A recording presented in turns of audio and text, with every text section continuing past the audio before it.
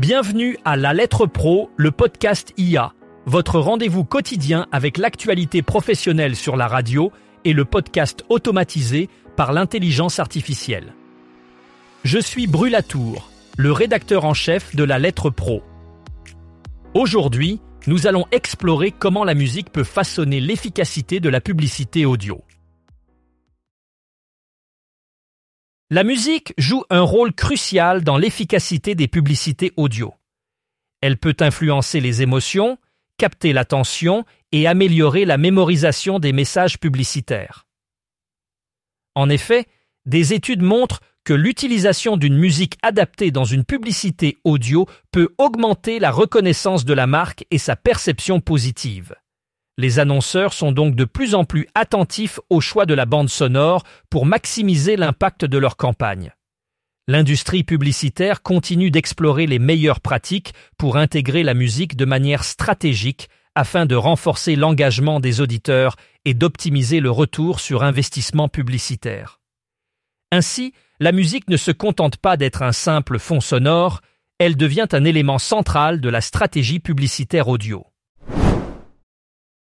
Les habitudes d'écoute radio des Britanniques ont été récemment analysées par YouGov, révélant des tendances intéressantes dans l'écoute outre-Manche. La radio reste un média populaire au Royaume-Uni, avec une grande partie de la population qui l'écoute quotidiennement. Les Britanniques préfèrent écouter la radio le matin, souvent pendant leur trajet pour se rendre au travail. Les stations de radio les plus populaires incluent BBC Radio 2 et BBC Radio 4, qui attirent un large public grâce à leurs programmes variés et de qualité. Cependant, les jeunes générations tendent à se tourner davantage vers les plateformes numériques pour écouter la radio, ce qui reflète une évolution vers une consommation plus flexible et personnalisée du contenu audio. Cette étude de YouGov souligne l'importance de la radio dans la vie quotidienne des Britanniques, tout en mettant en lumière les changements de comportement liés à l'essor des nouvelles technologies et des plateformes de streaming. La station de radio France Inter a récemment lancé ce qu'on appelle le Grand Déploiement, une initiative ambitieuse visant à renforcer sa présence et son impact auprès des auditeurs. Ce projet s'inscrit dans une stratégie globale de modernisation et de diversification des contenus avec l'objectif d'atteindre un public encore plus large. France Inter mise sur une programmation enrichie et variée, incluant des émissions culturelles, politiques et de divertissement, tout en intégrant de nouvelles technologies pour améliorer l'expérience d'écoute. Cette démarche comprend également l'expansion des plateformes numériques, permettant aux auditeurs d'accéder au contenu de France Inter en streaming et via des applications mobiles. En misant sur l'innovation et la qualité, France Inter espère consolider sa position en tant que leader dans le paysage radiophonique français et attirer une nouvelle génération d'auditeurs. Dans la belle ville de La Ciotat, Ici Live fait son retour pour marquer la rentrée 2025. Cet événement musical est organisé par le réseau radio local de Radio France en partenariat avec la ville de La Ciotat, le Crédit Mutuel et l'Office de tourisme. Les festivités se tiendront les 4, 5 et 6 septembre sur une scène flottante au cœur du Port-Vieux. Ici Live propose 3 soirées de concerts en plein air, accessibles uniquement sur invitation. Chaque soirée mettra en avant des artistes de renom ainsi que de nouveaux talents. Le 4 septembre, Odem ouvrira le concert de Jean-Louis Aubert. Le 5 septembre, Danny Briand montera sur scène avec Wanty pour un DJ set. Enfin, le 6 septembre, Styletto précédera la performance de Zaz. Cet événement vise à renforcer la visibilité et la présence du réseau ici, tout en offrant un relais de proximité autour de la musique, à la fois sur le terrain et relayé à l'antenne. La radio espagnole continue de prospérer, atteignant un nouveau jalon avec 32,8 millions d'auditeurs. Ce succès témoigne de l'engouement des Espagnols pour la radio, malgré la concurrence des plateformes numériques.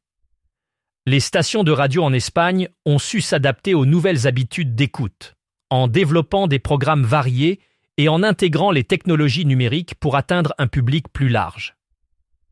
Cette croissance est également soutenue par une offre diversifiée qui inclut des contenus culturels, musicaux et d'actualité. Les auditeurs espagnols privilégient toujours la radio pour sa proximité et sa capacité à informer et divertir en temps réel. Ce chiffre impressionnant de 32,8 millions d'auditeurs souligne l'importance de la radio dans le paysage médiatique espagnol et son rôle essentiel en tant que source d'information et de divertissement au quotidien. Champagne FM continue de s'imposer comme le leader incontesté des radios régionales dans sa zone de diffusion. Grâce à une programmation diversifiée et une proximité avec ses auditeurs, la station a su fidéliser un large public. Elle propose un mélange équilibré de musique, d'informations locales et de divertissement, ce qui lui permet de rester en tête des audiences. La station n'hésite pas à innover en intégrant de nouvelles technologies pour améliorer l'expérience d'écoute. Ainsi, elle a récemment lancé des applications mobiles et des plateformes de streaming qui permettent aux auditeurs d'accéder facilement à ses contenus. Cette stratégie lui a permis de renforcer sa position dominante dans le paysage radiophonique régional.